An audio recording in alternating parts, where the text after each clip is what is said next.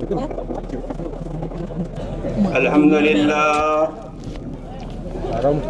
لله نحمده ونستعينه ونستغفره ونؤمن به ونتوكل عليه ونعوذ بالله من شرور أنفسنا ومن سيئات أعمالنا من يهده الله فلا مضل له ومن يضلله فلا هادي له ونشهد أن لا إله إلا الله وحده لا شريك له ونشهد أن سيدنا ومولانا محمدا عبده ورسوله أما بعد فأعوذ بالله من الشيطان الرجيم بسم الله الرحمن الرحيم إن الذين قالوا ربنا الله ثم استقاموا تتنزل عليهم الملائكة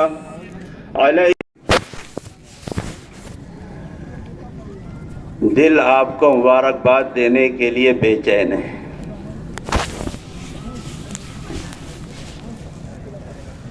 کس بات کی مبارکباد؟ وہ علاقہ جو کسی زمانے میں غیر آباد تھا، پھر اللہ نے دعوت کی محنت کی برکت سے اس کو آباد کیا، لیکن پھر چند سال ایسے گزرے جس کے اندر یہ جو آبادی اس وقت ہمیں نظر آ رہی ہے یہ موقوف ہو چکی تھی۔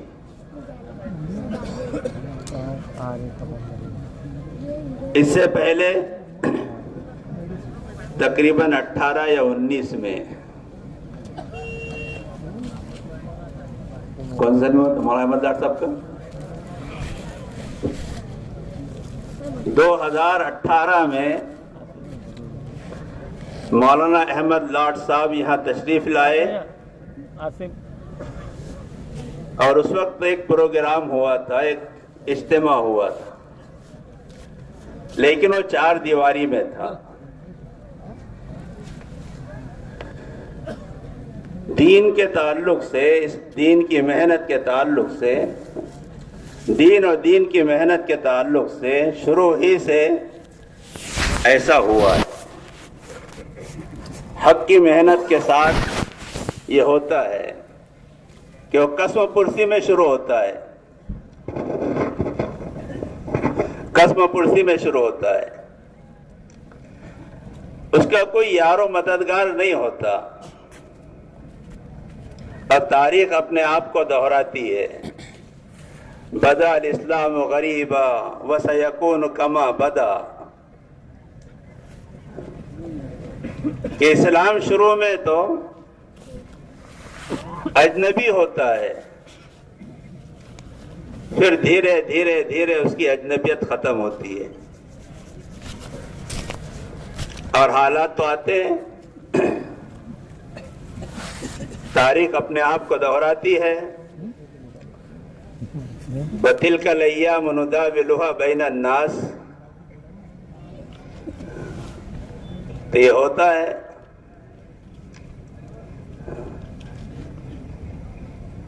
جس بستی میں، جس جگہ ہم بیٹھے ہوئے ہیں، زمانے سے یہاں سالانہ اجتماع ہوتا تھا، لیکن کچھ حالات ایسے آئے کہ یہ نہیں ہو سکا، اور حالات جو آتے ہیں وہ دوسروں کے طرف سے تو آتے ہی ہیں، لیکن اپنے والوں کے طرف سے بھی آتے ہیں۔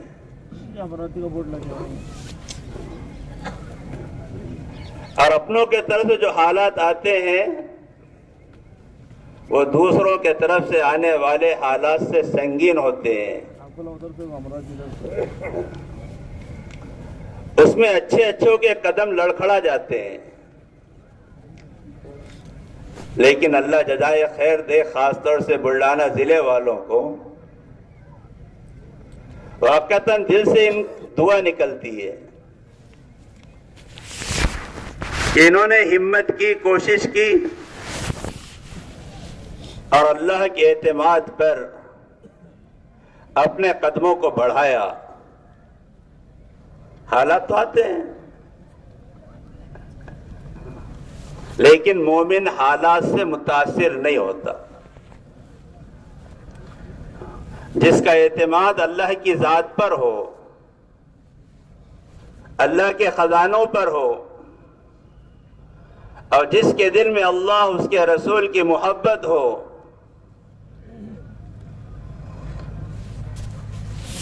تو اس محبت پر ساری محبتوں کو قربان کیا جا سکتا ہے۔ اللہ اس کے رسول کی محبت پر ساری محبتوں کو قربان کیا جا سکتا ہے، اور اس کی ہمیں تعلیم دی ہے، اس کا ہمیں حکم ہے کہ اللہ اس کے رسول کی محبت کے لیے تم ساری محبتوں کو قربان کر دو۔ تو ایک کام شروع ہوا۔ آپ کہیں گے کون سے کام کی بات کر رہے مولانا؟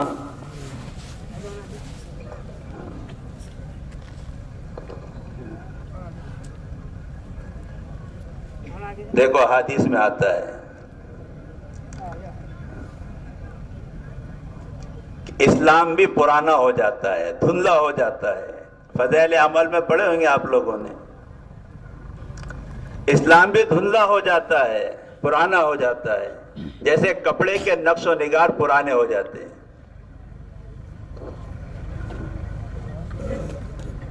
تو اسی دعوت کا کام چلا 1926 سے،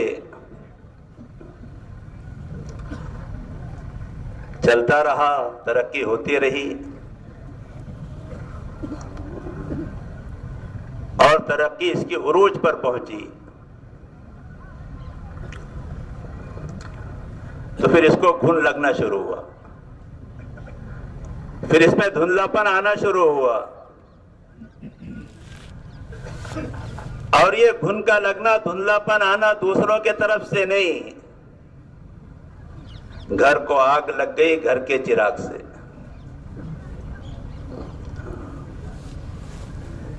لیکن اللہ کا ایک نظام ہے، اللہ کا ایک ضابطہ ہے،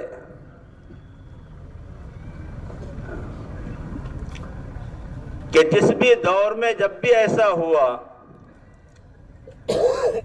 دین پر جو حالات آئے، مذہب اسلام پر جو حالات آئے،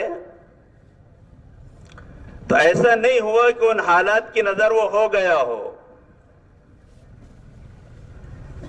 اللہ تبارک و تعالیٰ کا ایک نظام ہے، اللہ اپنے اس نظام کو چلاتے ہیں،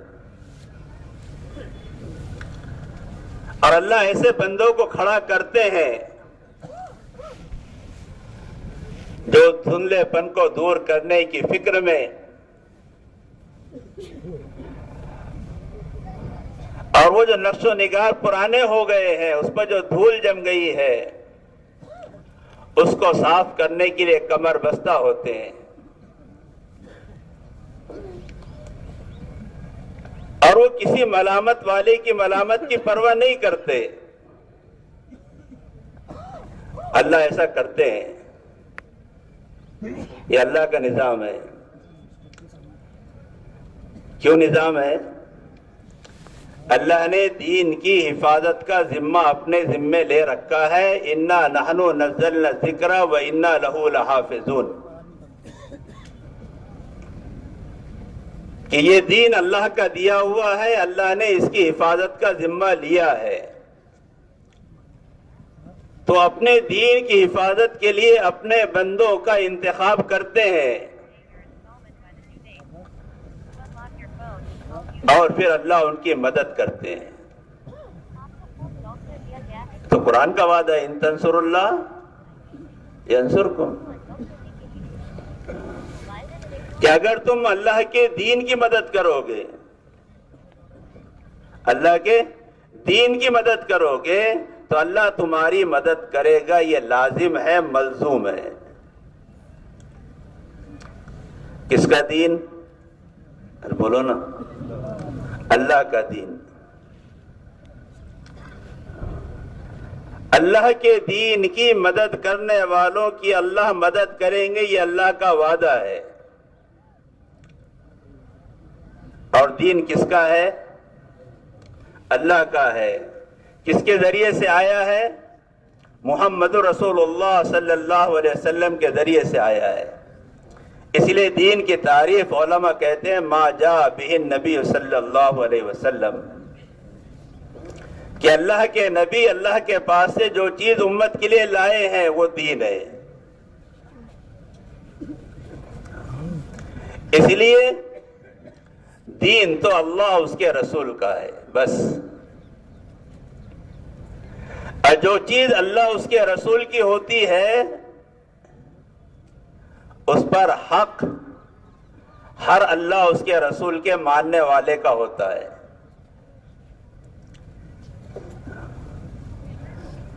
جب کوئی دنیا میں کوئی طاقت والا، حکومت والا، اکثریت والا اس دین پر اپنی ملکیت ثابت کرنا چاہتا ہے تو پھر اللہ کھڑا کر دیتے ہیں کہ نہیں، یہ دین کسی کے باپ کا نہیں ہے، یہ دین تو اللہ کا ہے، اس پر کسی کی اجارہ داری نہیں چلے گی، یہ تو اللہ کا دین ہے اور اس دین کے بارے میں کسی کی ملکیت نہیں کہ اب دین کا میں مالک بن گیا، میں جسے چاہوں گا دوں گا، جسے چاہوں گا نہیں دوں گا۔ ایک آدمی 70 سال کفر و شرک میں اپنی زندگی گزار دے اور اتنے سالوں کے بعد وہ یہ کہے کہ میں دین اسلام کو اختیار کرنا چاہتا ہوں، تو سارے دنیا کے مسلمانوں کی طاقت نہیں ہے کہ اس کو روک دے کہ نہیں، اتنے سال تیرے کفر و شرک میں گزرے، اب تجھے اس کا اختیار نہیں ہے کہ اس کا حق کسی کو؟ کیوں؟ دین اللہ اس کے رسول کا ہے، وہ جس کو چاہے دے۔ تو دین اللہ اس کے رسول کا ہے اور یہ ہر ایمان والے کا حق ہے، بلکہ ایمان والے کا ہی نہیں، ساری دنیا کے سارے انسانوں کا حق ہے۔ جو اس کو لینا چاہے کوئی اس کو روک نہیں سکتا،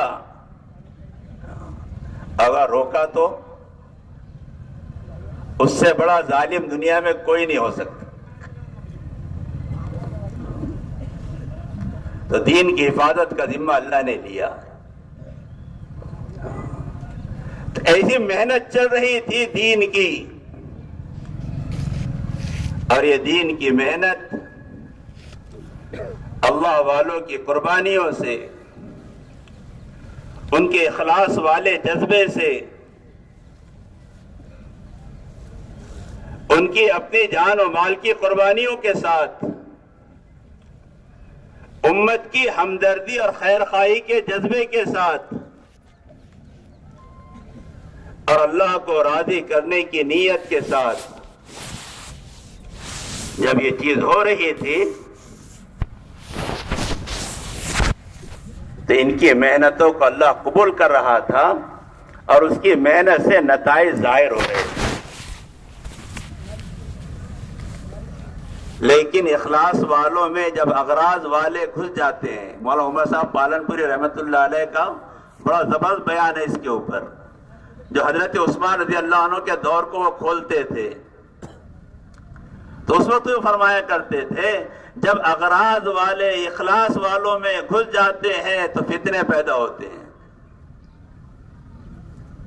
پھر حضرت عثمان غنی رضی اللہ تعالیٰ جیسے جلیل القدر صحابی کہ دنیا میں کسی کو وہ فخر حاصل نہیں ہے جو حضرت عثمان رضی اللہ عنہ کو ہے کہ نبی کی 2 بیٹیاں یکے بعد دیگرے آپ کے نکاح میں آئی،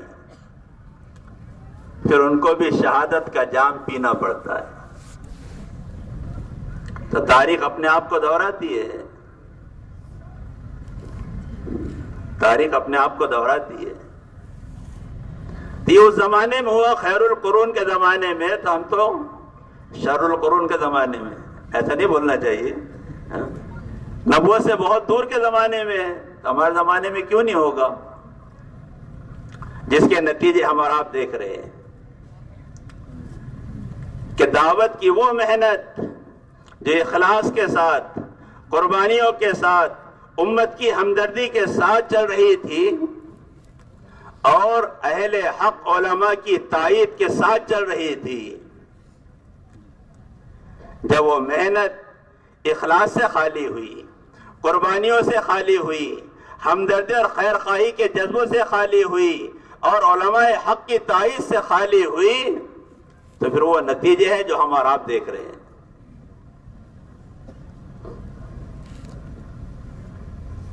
اللہ جزائے خیر دے ہمارے بڑوں کو، جنہوں نے کسی چیز کی پرواہ نہیں کی،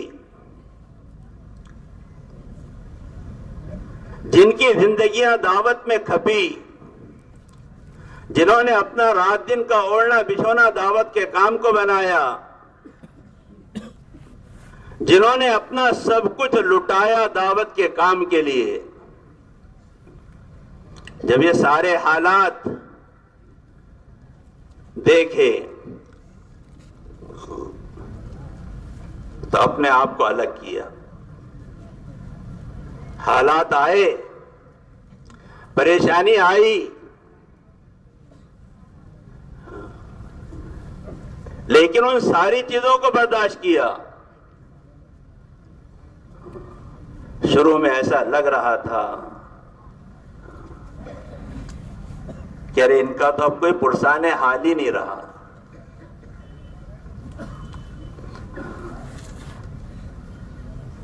جو جن کو محبت سے دیکھنے کے لیے دوڑ پڑتے تھے، اب ان کی نگاہوں میں محبت کے بجائے نفرتیں بھر گئی، ان کی زبانوں پر تعریف کے بجائے گالیاں آنے لگی۔ بھائی کیا قصور ہوا ان کا؟ کیا غلطی ہوئی ان سے؟ قصور کیا تھا ہماری نظروں میں؟ کہ مرکز جیسی عظیم جگہ کو چھوڑ دیا،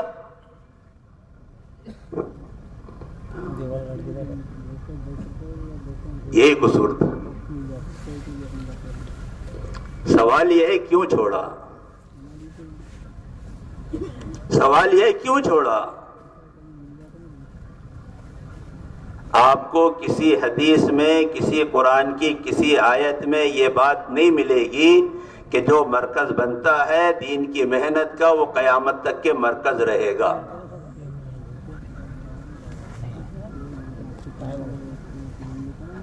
دنیا کا سب سے بڑا مرکز وہ خانہ کعبہ ہے نا بھائی؟ کچھ ہاں نہ بولو یار۔ اللہ کے نبی کے زمانے میں مدینے میں، حضرت ابوبکر کے زمانے میں، حضرت عمر رضی اللہ عنہ کے زمانے میں، حضرت عثمان رضی اللہ عنہ کے زمانے میں، یہ چار دور میں جتنی قربانیاں مدینے والوں نے دی، دنیا کا کوئی علاقہ، کوئی خطہ، کوئی زمانہ نہیں دے سکتا۔ دے سکتا کیا؟ چوتھے امیر بنے حضرت علی رضی اللہ تعالیٰ عنہ۔ حضرت علی رضی اللہ تعالیٰ نے مدینے کی مرکزیت کو ختم کر کے کوفہ کو مرکز بنا لیا۔ دیتے فتویٰ ان پر بھی؟ میرے بول کڑو لگے تو معاف کر دینا، اس لیے کہ اس وقت جو سب سے بڑا فتنہ دنیا میں چل رہا ہے وہ اسی کا چل رہا ہے۔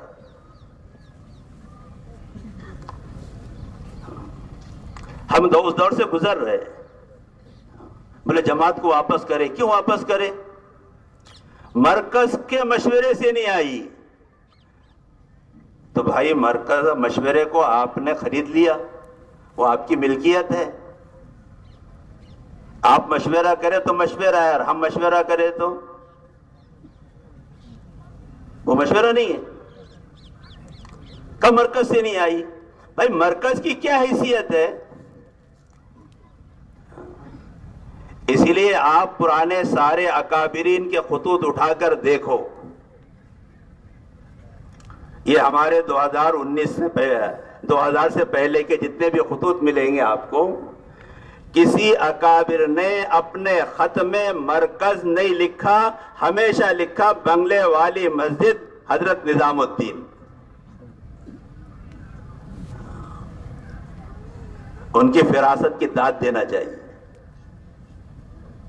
جتنے خطوط ہیں، جتنے ملفوظات ہیں، جتنے خطوط وہاں سے جاتے تھے، ان خطوط کے اخیر میں لکھا جاتا تھا بنگلے والی مسجد حضرت نظام الدین، بستی نظام الدین.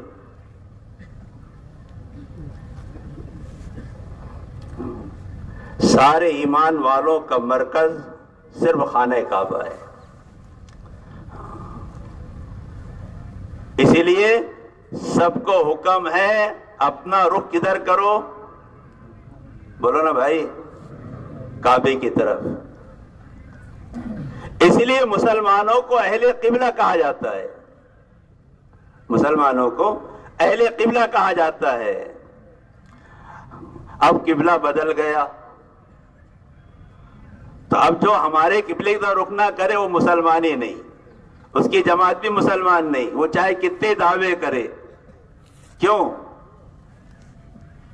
کہ بولتے شورا والوں نے قبلہ بدل لیا. یہ کون سا انصاف ہے؟ یہ کون سا دین ہے؟ یہ کون سی شریعت ہے؟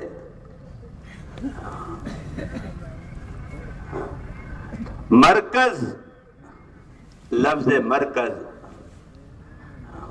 کوئی دنیا میں بڑے بڑے اولیاء اللہ گزرے، کسی زمانے میں اسلام کا مرکز بغداد رہا، کسی زمانے میں سمرقند رہا، بخارا رہا، دہلی رہا، پتہ نہیں کتنے بدلتے رہے. اور میں تو خلفائے راشدین کے دور کی بات بتا رہا ہوں. یہاں تک کہ اللہ کے نبی کا واقعہ بتاتا ہوں آپ کو. ابتدائی اسلام میں اللہ کے نبی مشورہ کہاں کرتے تھے؟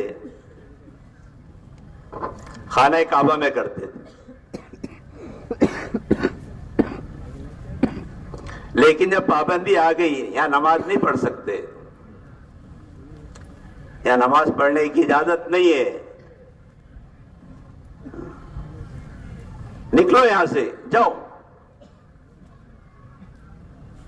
تو اسلام کا سب سے پہلا مرکز اگر کوئی بنا ہے تو وہ دار ارقم بنا.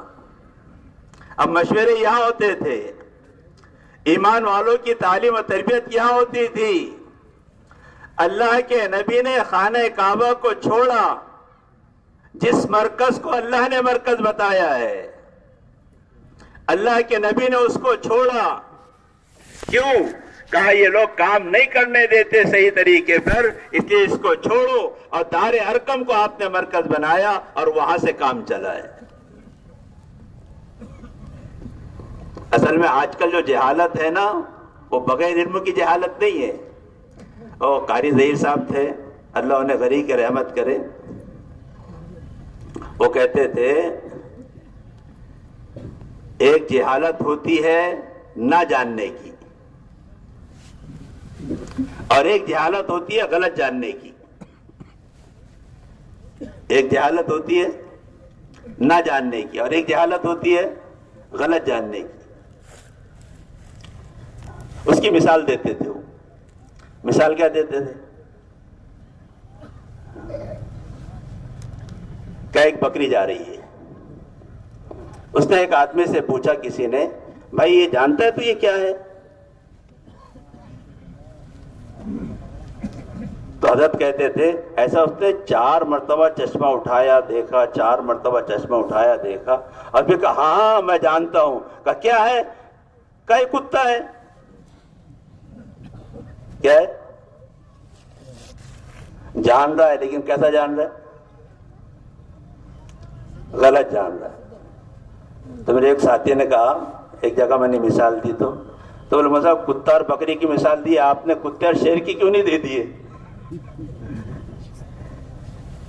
کہ نہیں یہ شیر نہیں، یہ کتا ہے. اس کی مثال کیوں نہیں دے دی آپ نے؟ میں نے مجھے یاد نہیں آئی اس وقت، جو سنا تھا بڑوں سے وہی بول دیا۔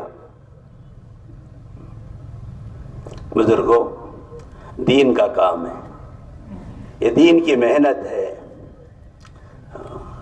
یہ دین کا کام دین کے راستے سے چلے گا، بے دینی سے نہیں چلے گا۔ دین کا کام دین کے راستے سے چلے گا، بے دینی کے راستے سے نہیں چل سکتا۔ اگر کوئی چلانا چاہے گا تو اللہ چلنے نہیں دے گا۔ اس کی مثالیں نظر آ رہی ہیں، جہاں کچھ نہیں تھا۔ پھر آپ مبارکباد دوں گا، اللہ آپ کو جزائے خیر دے۔ آپ نے ایک صحیح چیز کا انتخاب کیا، اس کے لیے اپنے آپ کو تیار کیا، اس کے لیے آپ لوگوں نے قربانیاں دی۔ بے شک پریشانیاں تو آئی اور آئے گی اور آتے رہے گی۔ ام حسبتم ان تدخلوا الجنہ ولما یأتکم مثل الذین خلوا من قبلکم مستهم الباساء والضراء وزلزلوا حتى يقول الرسول والذین آمنوا معه متى نصر اللہ۔ یہ تو ہوگا، لیکن اللہ کی مدد، یہ اللہ کی مدد کے بغیر ہوا۔ ساری رکاوٹوں کی بھی حد ہو گئی۔ کوئی سوچ نہیں سکتا جس کے دل کے اندر ایمان کا ذرہ ہو اور وہ دین کے کام میں رکاوٹ ڈالے، یہ ہو نہیں سکتا، تاریخ میں نہیں ملتا ہے۔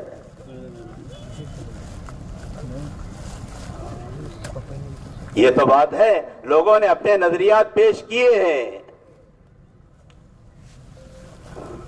اختلافات ہوئے ہیں، لیکن اختلافات کے اندر قرآن کی رہبری لو۔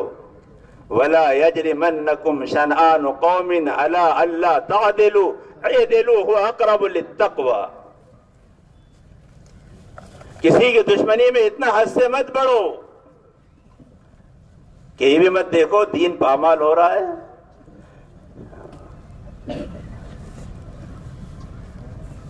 اللہ کے نبی کی سنتیں ٹوٹ رہی ہے، اللہ کے حکم ٹوٹ رہے ہیں، اس کی اجازت نہیں ہے۔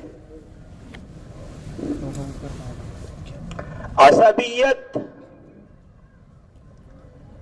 اللہ کے نبی نے فرمایا میں نے عصبیت، یہ جاہلیت کی رسم تھی، اس کو میں نے اپنے قدموں کے نیچے رون ڈالا۔ آج عصبیت عروج پر ہے، عصبیت عروج پر ہے۔ بہرحال دوست بزرگوں،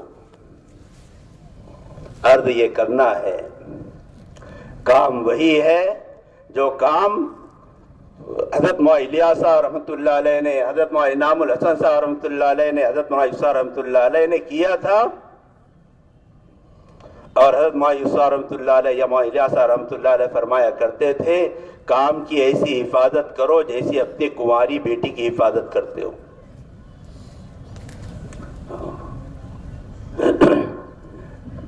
کام دین کی محنت کا ہے، کام صحیح ہوگا، صحیح دین دنیا میں آئے گا، کام غلط ہوگا، محنت غلط ہوگی، اس کے نتیجے بھی غلط آئے گا۔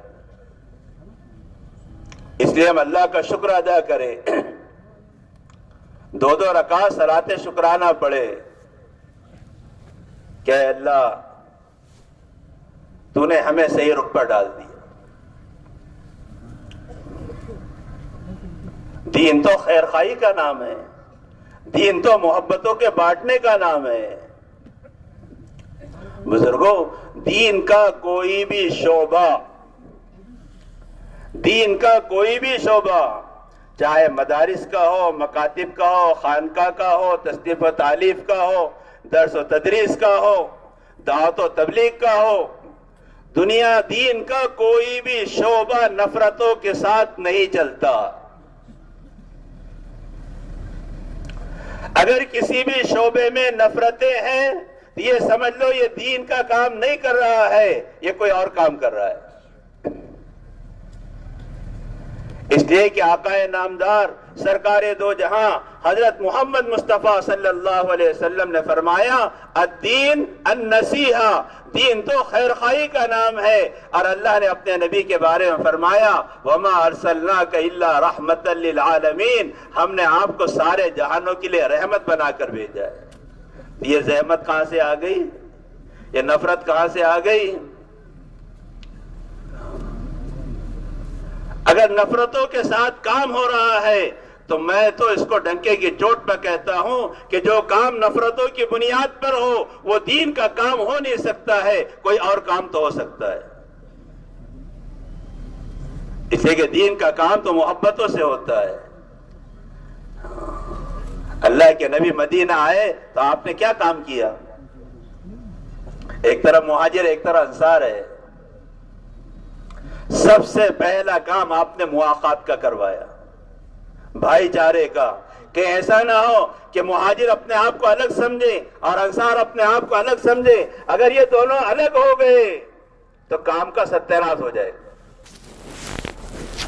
اس لیے سب سے پہلے دونوں میں بھائی چارہ کروایا۔ کام تو محبتوں سے چلتا ہے، کام تو اخوت سے چلتا ہے، کام تو ہمدردی سے چلتا ہے، اور ہمیں دعوت کی محنت میں یہ تعلیم دی، کوئی کتنا ہی گناہ گار ہو، پاپی ہو، تم دیکھ رہے ہو یہ گناہ کبیرہ میں ملوث ہے، 24 گھنٹے گناہوں میں پڑا ہوا ہے، حکم ہے اس سے نفرت مت کرو، اس کو سینے سے لگاؤ۔ اور یہی وہ دعوت کی محنت تھی جس نے بڑے بڑے گناہ گاروں کو اللہ والوں نے اپنے دستر ان کو کھلایا ہے، اپنے بستر ان کو سلایا ہے، جب جا کر کام ہوا ہے، نفرتوں سے کام نہیں ہوا دنیا میں۔ اس کی خوشامد کی ہے، اس کے کپڑے دھوئے ہیں، اس کے لیے بستر بچھائے ہیں، کہا کون ہے یہ؟ کہا یہ اپنے محلے کا سب سے برا آدمی ہے، ولی نہیں ہے۔ ہمیں دعوت کی محنت نے تو یہ سکھایا تھا، یہ کون سی محنت آ گئی جس میں یہ ہو گیا؟ نہیں نہیں نہیں نہیں نہیں، یہ نہیں چلتا، یہ دعوت کی محنت ہو ہی نہیں سکتی۔ تو بہرحال بزرگوں، اللہ آپ حضرات کو جزائے خیر عطا فرمائے، آپ نے قدم اٹھایا، محنت کی، آج اتنا بڑا مجمع کئی سالوں کے بعد دوبارہ اس سرزمین پر نظر آ رہا ہے۔ اللہ اس بستی والوں کو، اس علاقے والوں کو، خاص طور سے اس ضلع والوں کو بہترین اپنی شایان شان جزائے خیر عطا فرمائے اور مزید ترقی عطا فرمائے۔ اس لیے شش و پنج میں مت رہو، تذبذب سے نکل جاؤ۔ یہ دیکھو دنیا کے بڑے بڑے اکابر علماء، ان کی تائید کس کے ساتھ ہے؟ بس جن کے ساتھ ان کی تائید ہوگی ان کے ساتھ ہم ہوں گے، نتیجہ اللہ کے ہاتھ میں۔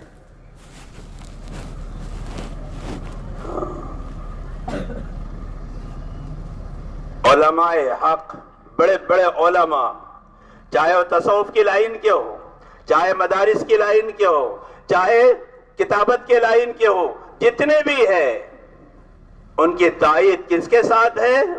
یہ سمجھ لو کہ اللہ کی تائید بھی انہی کے ساتھ۔ اور یہ کام ایسے نہیں ہو رہا، اللہ کی مدد سے ہو رہا ہے، اللہ کی تائید سے ہو رہا ہے۔ ایک زمانہ آیا تھا مدینے پر، ان الناس قد جمعوا لكم فاخشوهم، شور افواج علی، ارے سارا دنیا، سارا ملک، سارے علاقے مدینے والوں تمہارے خلاف جمع ہو گئے، ڈرو ڈرو ڈرو، بھاگو۔ کیا کیا انہوں نے؟ ان الناس قد جمعوا لكم فاخشوهم فزادتهم ایمانا، تو ان کی ایمان میں اضافہ ہو گیا۔ اور انہوں نے کیا کہا؟ ٹھیک ہے بھائی، ہم چھوڑ کے چلے جاتے ہیں۔ ان کے جملے تھے وقالوا حسبنا اللہ ونعم الوکیل، اللہ ہمارے لیے کافی ہے، وہ بہترین کارساز ہے، سب اس کو معلوم ہے کیا کرنا، کیسا کرنا۔ ہم تو اس کے بھروسے پہ قدم اٹھائے۔ اس لیے بزرگوں، اپنے آپ کو شش و پنج میں مت ڈالو، بس یہ ہے کہ جس طرح اللہ والوں کی تائید ہے، بزرگوں کی تائید ہے، اس کے ساتھ اپنے آپ کو جوڑ دو، اللہ مجھے آپ کو عمل کی توفیق عطا فرمائے. نکاح بھی ہے, خطبہ بھی پڑھنا ہے, ایجاب و قبول بھی کرانا ہے نا, اس لیے ختم کر دیتا. کہاں ہے بھائی, کون کون تیار ہے نکاح کے لیے؟ سبھی تیار ہوں گے. چلو آ جاؤ, نوشا آ جائے.